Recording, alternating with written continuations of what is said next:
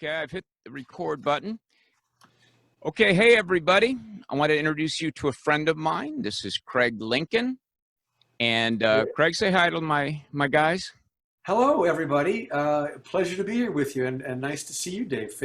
Pixels to pixels. Good to see you. Your room looks wonderful. I look like I'm in a cave, but that's kind of by design. You got the Hobo Dojo. I've got I don't know what, I haven't got a name, but If I don't have that back window black, the big black area in the back behind me yeah. is the windshield of the Hobo Dojo. And beyond that is like leaves and junk that build up on the Hobo Dojo. I would have to clean that every time if I wanted to have a view out of there. And what I would have is the view of the back of somebody's garage. It'd be like a chain link fence and then a little bit of lawn and then an old garage back there. So Well, I decided just to blank it out. yeah, or maybe paint a mural that you can set inside the windshield there, something sort of. I bought a green screen, but I don't seem to be getting any closer to using it. There's really no space for it in here. But anyway, so I wanted to say hello to all the guys out there and women, of course. And what Craig and I are going to talk about today, Craig and I go way back in the LA music scene. You can see that guitar back behind his head there. Yeah. Is that a Taylor? That's a Taylor, yeah. And Craig is a really good guitar player. I just hack away at it. You know, I just play accompanist guitar to my own songs mostly. But Craig is a really good fingerstyle guitar player. Look at him blushing. Thank you, Dave. Thank you for making me blush, and I appreciate that. Yeah, you don't have anything well rehearsed that you could play us out with, do you? When we get to the end of this little conversation. Oh gosh, I don't have anything well rehearsed, but I'll see if I can talk you into it. See what happens. So what we're here to talk about, Craig roughly falls a little bit left of center, and you all know that I fall right of center. And he reached out to me recently and said that he was part of this organization called Braver Angels that I'm sure some of you have heard about. And I was really happy to hear from him because I've been meaning to try to, I've been kind of gesturing toward that on this channel. And I know some of you people are not thrilled with the idea of having any sort of communication with the sort of the other side. There's this fraternizing with the enemy feeling. The enemy. And there's almost this feeling like, that you'd be, if somebody catches you being friendly with somebody from the other side, that you'll be considered a traitor or something like that. They'll look at you with some sort of suspicion, like maybe you're undercover or something like that. But this attitude has really gotten this country into terrible straits right now. I mean, how are we going to go forward and deal with the things that come up that we are going to have to look at and come up with some legislation for if immediately people look at the legislation and go, well, this is the part they'll hate. Here's the part we'll defend. And everybody goes into it with the battle already in place. And that's where we're at right now. And so Craig has been working with these folks at Braver Angels to, why don't you just briefly tell them, because you know it better than I do, what Braver Angels is. Yeah, I should prepare. I'm going to have to prepare an elevator talk, but in a nutshell, this is kind of how I got involved as well as the history. I came to hear about them and then check them out. Braver Angels as an organization was founded as Better Angels from Abraham Lincoln's address where we need to, after the Civil War, we need to appeal to the better nature of our... Better angels of our nature. Better angels of our nature, with malice toward none, and as a way of healing the wounds. And so it started as Better Angels. It became Braver Angels. Well, because you're one on the hand, it takes some courage to be able, like you just pointed out, sometimes it takes a little courage to be able to step out and say, I'm open to listening. It does. But also was Better Angels, that phrase, this is kind of on the QT, but Ken Burns has an organization with that name, and there was a little bit of a scuffle over that. But Braver Angels essentially came out of an intervention that took place after the 2016 election in a small town in Ohio that was horribly divided. And the documentary crew came in and said, what would happen if we brought 10 Trump voters and 10 Clinton voters together and put them through a process, not just let them hammer at each other, but put them through a specific process designed to elicit a better understanding of each other's points of view and a recognition that those are human beings that have sincere values across the aisle from you, and to begin to appreciate that fact. So we can Right. still disagree. We don't have to come to an agreement or even agree to disagree necessarily, just that recognition. And it was very successful, led to a number of road trips. The program was designed by a guy named Bill Doherty, who is a marriage family therapist and a professor at the University of Minnesota. Incidentally, he's working with the Minneapolis Black Policemen's Organization, as well as in his community. And a guy named David Blankenhorn, who was part of another foundation that's focused on family values back in the day. At any rate, they started these workshops, and they were so successful and so tremendous, and they started this grassroots organization called Braver Angels. Grassroots in that it's organized locally. There are some, I mean, there are national programs we could talk about, but in a nutshell, one of the key things that I think makes it significant is that in any organization within the grassroots organization, for example, our LA Alliance, has to be equally divided red-blue leadership. Right. And that's a commitment that's made there. And as strange as that sounds, to do that, to divide it equally, almost, like, especially over on the right side, we are so against quotas. I mean, it's one of the things exactly. that we've ended up digging in on. But it's one of the. But I've never been against any sort of quotas that have to do with ideas. I mean, we really only have problems with quotas that have to do with immutable characteristics, and I don't see any way to do it other than that. Anybody would feel suspicious if they would say, okay, here's a group mainly made up of conservatives with a few liberals that are salted in there, and we're going to then might end up a thing where you've got like your token liberals, or you'd have your token conservatives, or it would be perceived that way. Yes. And yes. From what you tell me, I think there's great wisdom in having it at every level. So it's in leadership, it's facilitators, like and actually people who come to the events. So it's all balanced out. So nobody ever has to feel outnumbered, or nobody ever has to feel like they've walked into some sort of re-education trap. Yeah. Yeah, and that's a really important point too, in that one of the things the workshops are based on processes. So it's not like, okay, get in a group and talk about this issue. I mean, how do you feel about this issue? How do you feel about this issue? That's a horrible way, because we're all so triggered. I think one of the I like this little description. We've got an affective. We're politically polarized. We always have been. People on the left and people on the right disagree about how to move forward in the best interest of the country. Sure. But now it's gotten affective, to where it's not just I disagree with you, but I've got a personal contempt for you.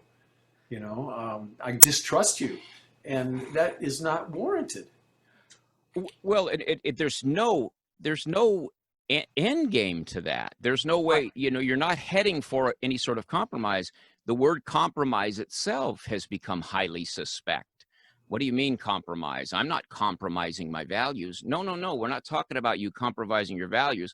We're talking about how do we have some sort of peaceful, ongoing interaction between Americans who hold somewhat oppositional values.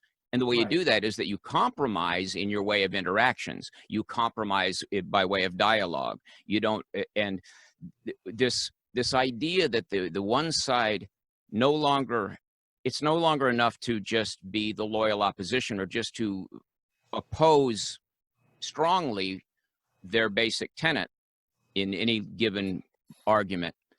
You have to annihilate them now. We've gone from opposing and hoping to win an argument to vanquishing the opponent. So there is no argument ever in the future. So we want to rid ourselves of the people and on the other side. And, wow. I mean, I get the feeling that there's a good number of Americans that are actually looking forward to civil war. Well, it seems like that's the outcome, but I know I've been sort of a one-man initiator of this Braver Angels conversation. The same way I got in touch with you, I've got in touch with many people saying, Hmm. hey, like Dave, would you be willing to take a look at this 4-minute video on the braverangels.org website and then just have a conversation with me about what you think?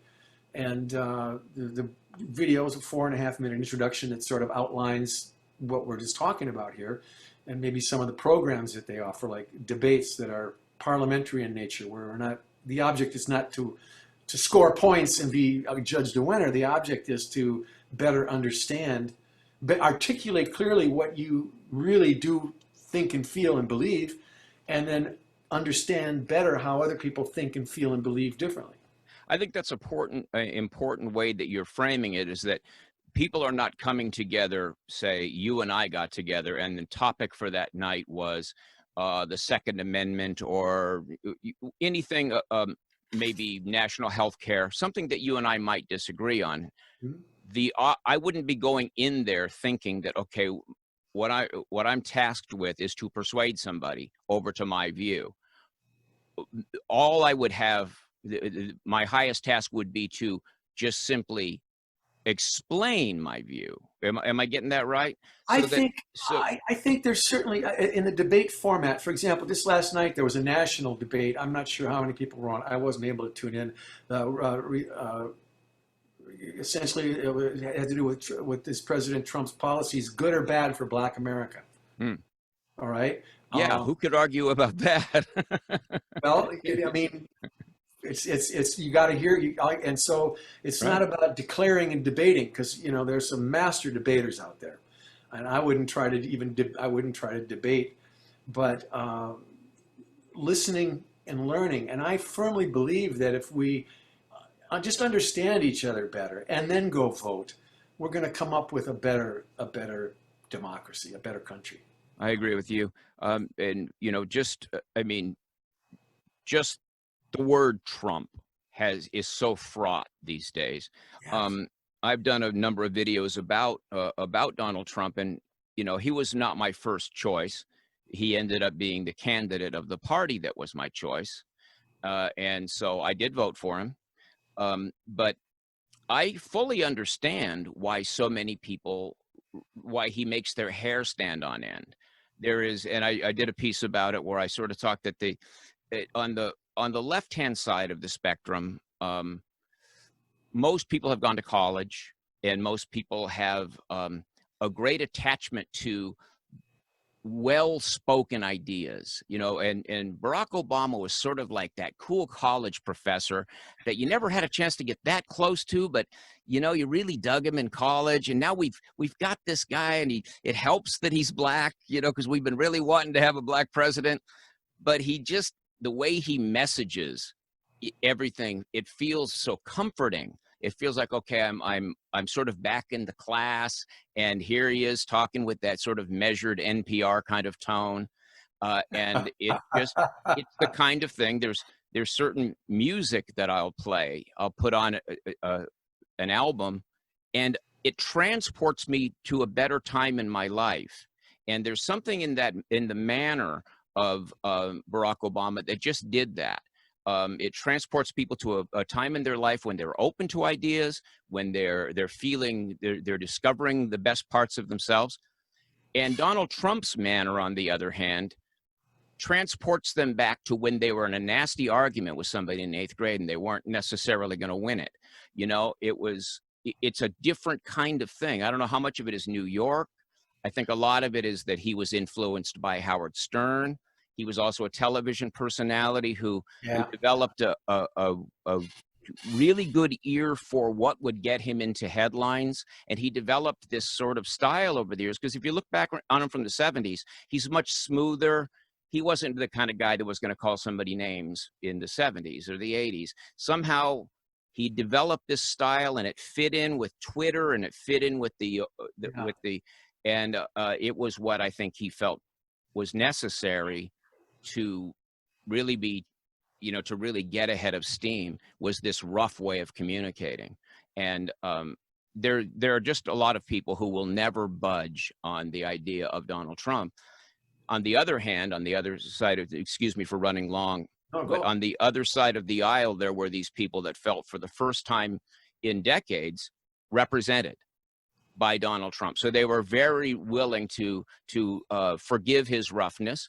And some of that roughness sounded familiar because a lot of them are rough guys who drive trucks and things like that, and are used to busting each other's balls. It's part of their sort of male display. And Yeah.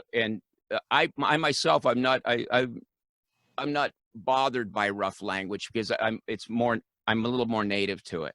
So, Yeah. but particularly New York type people and people who come out of the trades and things like that. So it's the kind of thing, it's a hard thing to communicate across a divide that has Donald Trump in it, and it has a very, very stiff opposition to Donald Trump. Yes, it's not what would be traditionally considered by certainly by the left as presidential, but that was what got him elected. Was okay, this guy is different, and we've got a Congress that's locked in stupid gridlock. You know, Obama couldn't get anything done really, and that was really weird how that happened. And I don't really understand that visceral reaction to Obama, but I'm not so quick to assign it to race because I heard the same. I got the same visceral from the right reaction to Clinton, both of them. Right. You know, and I don't understand that. So I'm that's part of why I'm more open to listening. But for me, the shift became during the 2016. After 2016 in the election, I really noticed for the what I consider to be the smart media, and that wasn't necessarily MSNBC, but the major networks, the media, how there was a spin on what the president said or the candidate said. Yes. We had a little technical issue there. So Craig was just running down how we got from sort of 2016 to where we are now. Is that what you were Yeah, saying? maybe that's what I was saying. For me personally, was really seeing. Uh, I never saw the quote unquote liberal bias in the media. Never saw it because I think that's just the water I swam in. Hmm.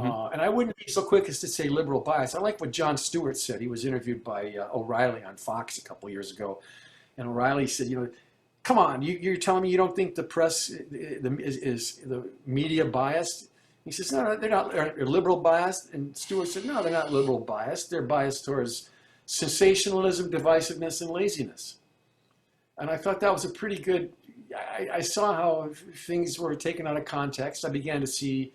Wouldn't know if it's an agenda, but I began to see the news in general. I think when the president said fake news, I understand what he's talking about, but It's that's not the interesting that box of the truth. It's all fake news. It's all generated to get me amped up. you mentioned fake news and Jon Stewart in the same paragraph, because when he first took over on the Daily Show, he had a term that he used, and that was fake news. It even was on their banner for a while. Fake news. It was a way of saying this is a comedic take on the news. But a lot of people then, there are studies that were done several years later, and Jon Stewart's basic technique was you get a clip of a Republican, and you don't necessarily include the entire context of what he was speaking about. You take out the part that makes him look like a dolt, and then you run that clip, and Jon Stewart goes, like there's no, Yeah. you know what I mean? And that was a satirical take on the news, and they did it also to Democrats, but they mainly did it to conservatives because they knew what their audience was, and that their audience was mainly Democrats. And in all the major newsrooms, there's been a number of studies. It's about 90% Democrat.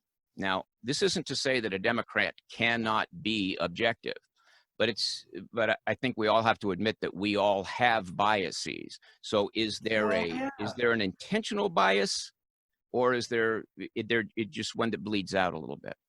I think there's one that bleeds out, and I think there's one that just non-consciously feeds the agenda of churn it up. Get people Right. get people tuning in. Breaking news. Geez, there's break. I mean, I don't watch TV anymore. I don't have the cable or the TV. But I don't uh, either. it's got the streamer. I mean, ever since 9/11, the streamer at the bottom with this, like, there's not enough information coming out, and it's always breaking news, and the breaking news is here's somebody else talking about what we told you 4 hours ago. But I but I think the one thing that we want to stay focused on um, is that we have however we got here, and I think I look back on it, and I see, since the Nixon years, there's been more and more kind of demonization coming from the left toward the right as a way of saying, well, these people aren't really good people. They don't care about people, and they are more favorable toward war. They lean toward big business. So there's some elements of truth in there, but because we were developing, I think it goes back to the place where the television news realized, hey, wait, you can get ratings with the news. Hey, wait, you can get money with the news. And cable had begun to arrive, and they understood that there was CNN, and there was now more than just the big three networks. That was manageable competition. They could all stay relatively sane and stay to old school journalistic technique and all be in business. But once it started expanding outward to all they used to talk about, it's been broadcasting, and now it's going to be narrowcasting. And now we have oh my God, the blogosphere, it's so full. So as you're saying, clicks, whatever it is. And if you can get somebody that makes somebody get some little part of what happened, what Nancy Pelosi did yesterday, for example, if you can get one, you could take that out of context. You can just listen to her whole speech, or you can just listen to that little snippet that somebody snipped out already for you and sent it to you and told you what she thinks. And you look at that and you go, well, she did a 3-minute speech. Well, probably she did a 30-minute speech. Maybe you should look at it all. Right. There's a really good example of that. Recently, Joe Biden was on a thing, and I forget what network it was on, but the guy's name is Charlemagne the God. That's he started out in comedy, and he's an African-American guy, and it was the speech from which the clip that was taken out was Joe Biden saying, if you don't know who you're voting for in this election, you're not black, right? Something like that. Yeah. That was an 18-minute interview. And for sure there was that Bidenism at the end, but there was a lot more there. And so people were saying, look, I mean, who would do that except a really stupid guy? This is kind of racist on his part. But there was a big conversation before then that almost nobody watched. And it wasn't until like 4 days later that I said to myself, maybe before commenting on this, I should watch the whole interview. Oh, and what did you find? Well, I found a lot more context. Yeah. Frankly. And I still, just as a personal opinion, I find Joe Biden to be condescending toward black people, going out, they're saying, y'all are going to end up back in chains and talking like that. I mean, nobody's putting anybody in chains to try to kind of prick that, sort of generational anxiety about the old Jim Crow South. I just think that's unfair, and it's not good for anybody. But I don't think the man's a racist, and I don't think he meant that as a racist comment. But even the people that did that interview knew they had a clip.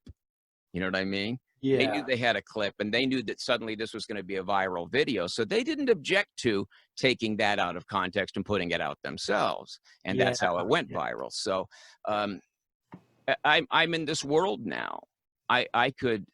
It seems like every day I could devise a video that I knew would get 100,000 views. All I'd have to give up would be being honest, having any integrity. I just was willing to shuffle that off.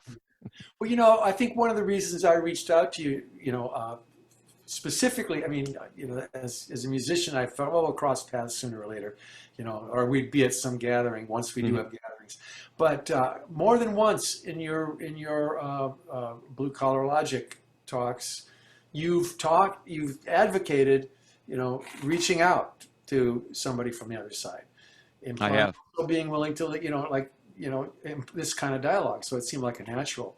And for me, if I just to tie it, maybe we can talk about some of the issues we might want to cover. But I just want to just kind of put a bookend on the Braver Angels thing and say we have because it's all gone online now.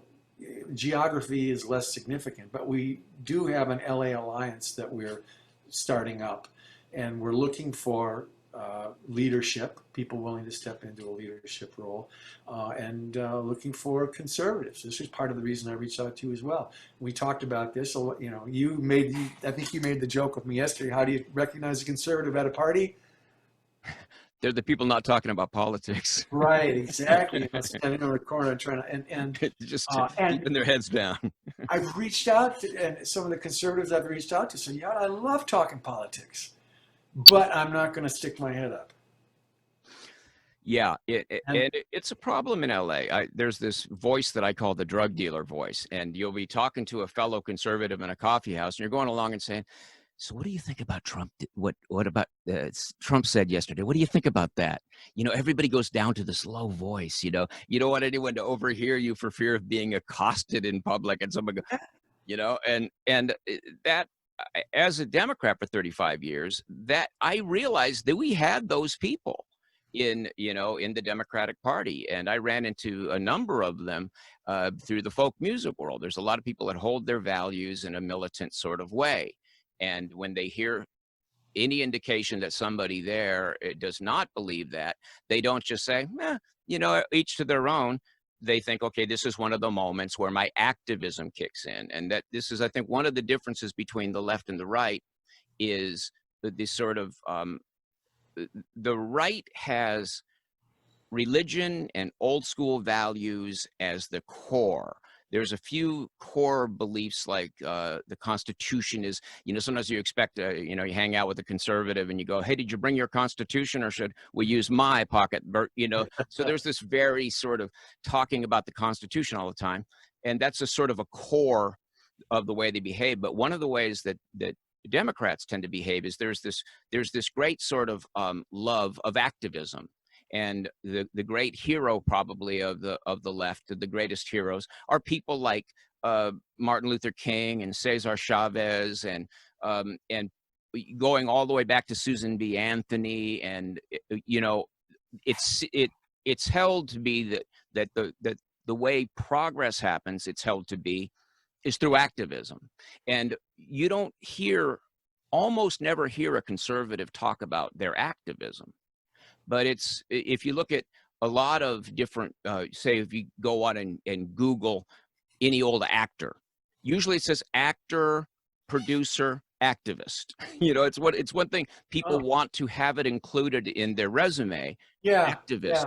Yeah. So I believe that there's this value to don't just hear somebody that's wrong, be active.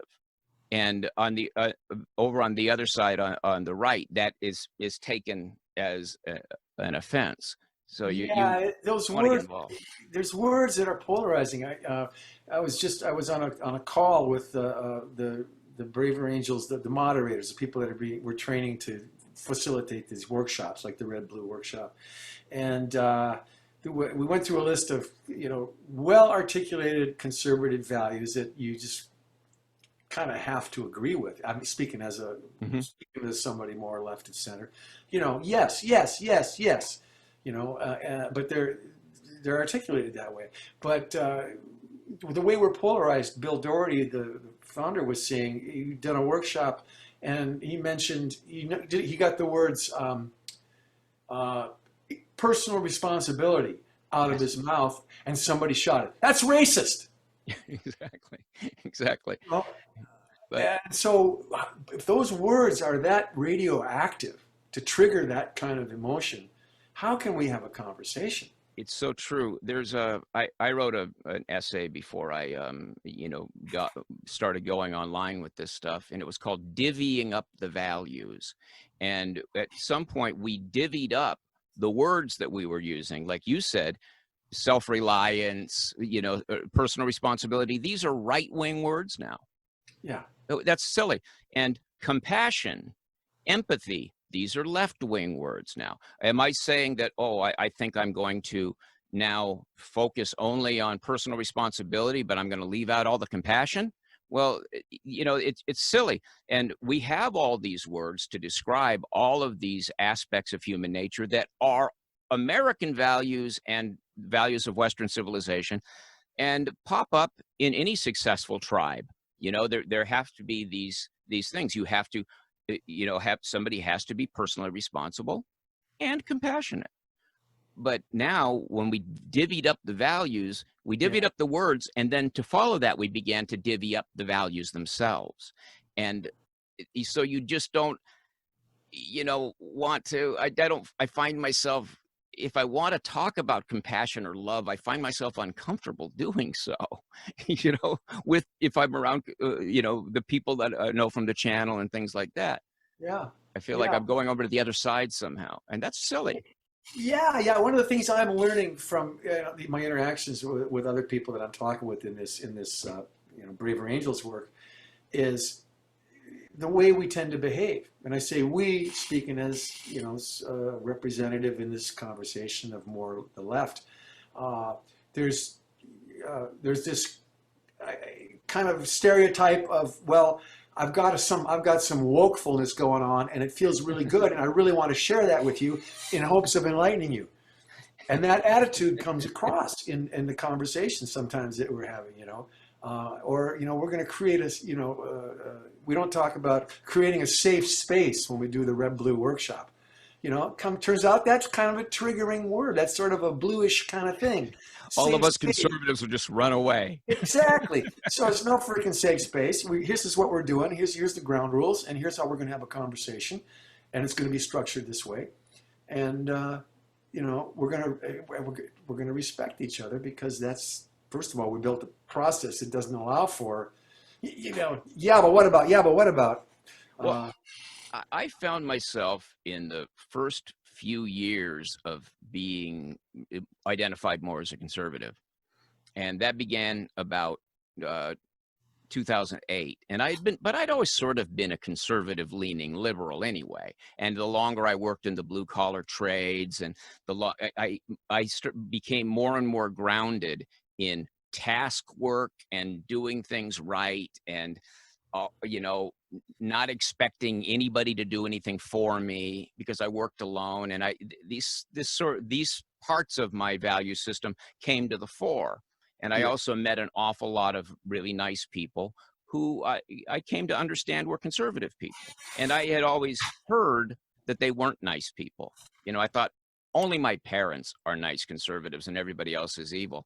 And if you talk to a bunch of liberals, you'll find out that their parents are nice conservatives too, but they don't think it's a widespread affliction. They think in general conservatives are more or less bad people. And now conservatives think that is true about liberals. But over time, as I came into it and found myself advocating more and more for conservative values, as in a way I was kind of figuring out the language myself, I found myself advocating for things I don't really advocate for, just because I was in an argument with somebody who was accusing me of being a bad person because I liked capitalism or something like that. And we'd be 5 comments down into sort of some Facebook exchange.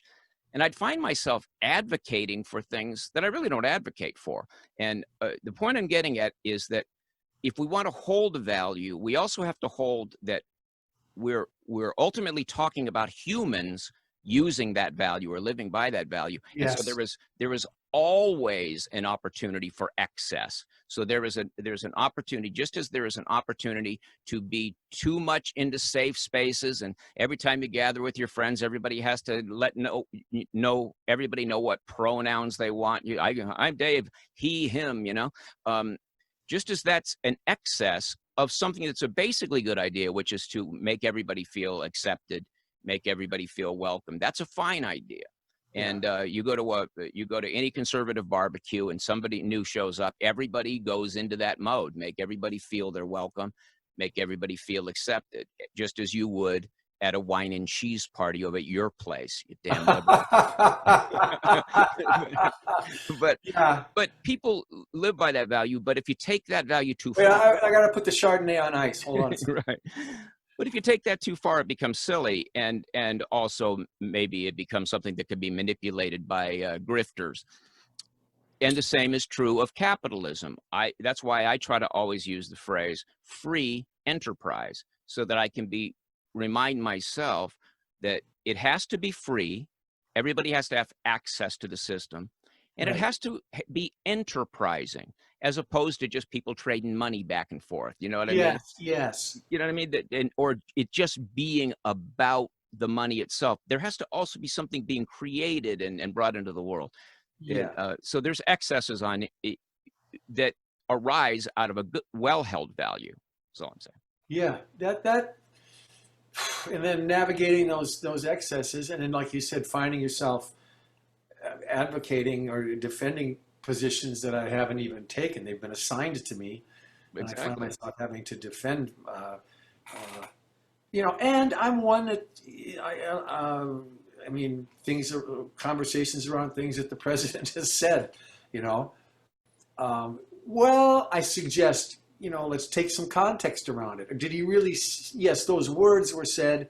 What was the context of those words? And it's hard because I'm of a mind. I think the guy's, he flies off half cocked and he says a lot of things that I think are just stupid things to say. Right. But I will also say, and this is, I say he's our president. We the people put him in office, and people will say, It's kind of a bad idea to shoot the bus driver.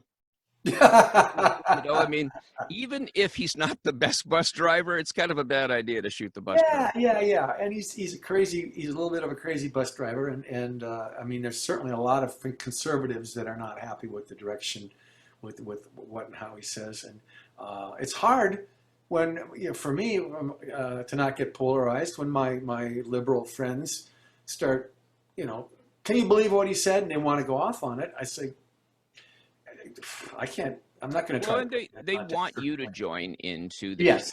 the campfire ritual of taking the burning somebody in effigy verbally.